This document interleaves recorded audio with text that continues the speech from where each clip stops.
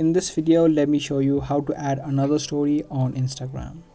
If you have recently added in your story on Instagram, and if you tap on your story on the top left, you cannot add in a new story from this section if you have already added in.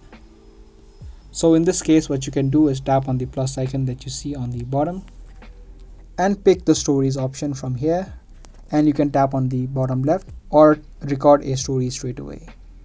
Or you can also open up your profile section on the bottom right, and you'll also have this plus icon on the top right. Tap on the story option, select the new story that you want to add in,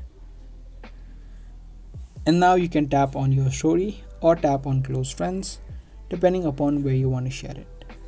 And 2 stories will be added on your Instagram story.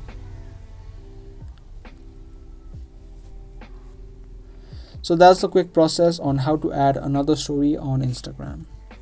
Be sure to subscribe, share, and also give this video a thumbs up if you guys found this video helpful. I'll be back soon with more informative videos just like this. Until then, keep watching.